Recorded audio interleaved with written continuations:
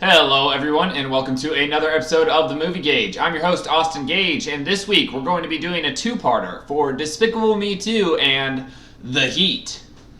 That was a terrible gun.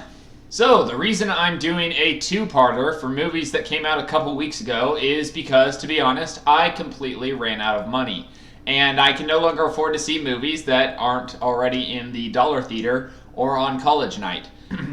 I'm not able to release these reviews on the night of their midnight premiere like I used to be able to before I slowly declined into it being a couple weeks. So for that, I do apologize. This will be my last two reviews of the summer, and after that, I'll do a bloopers video, and then, I don't know, that'll probably be it. It's kind of up to you guys. If you want to write a comment or something saying, when you get a chance, go ahead and do these, then I will. If I don't receive any of those, then at least I enjoy doing these. And on that note, let's get started. Despicable Me 2 is, of course, the follow-up sequel to the original Despicable Me by Sony Studios. It still features the voice of Steve Carell as the lead Gru, and it also has most of the original cast returning as well. Except this time, the company made the smart decision to add to the voice cast Kristen Wiig.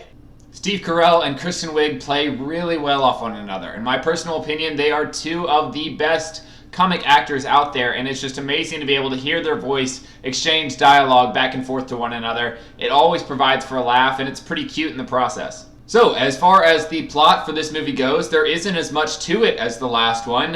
In Despicable Me 2, they decide to up the Minions and down the story, which works perfectly for a kids film, and it had me laughing throughout. The Minions are absolutely hilarious.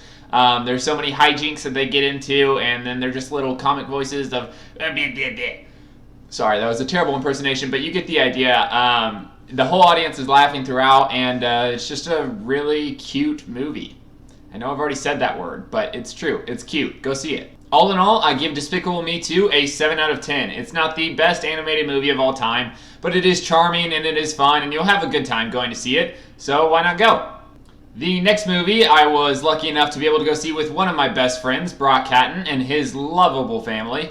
I was very happy to get to see them, and I was happy to see this movie as well.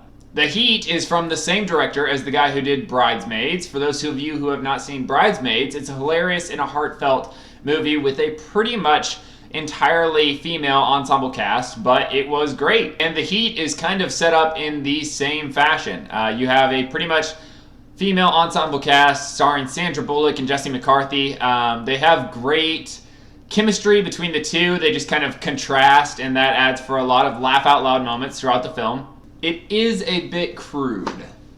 All the jokes are pretty racy, and there are a lot of swear words in it. So if you're going to go see this movie with your child, I would highly recommend not doing so, or with your parents, because it might just add for awkward situations.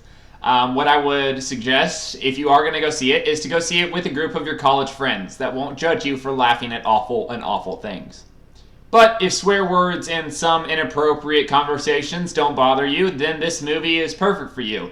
Because it is funny, and it is pretty charming. There's certain scenes where I went, aww, and I'm a full-grown man.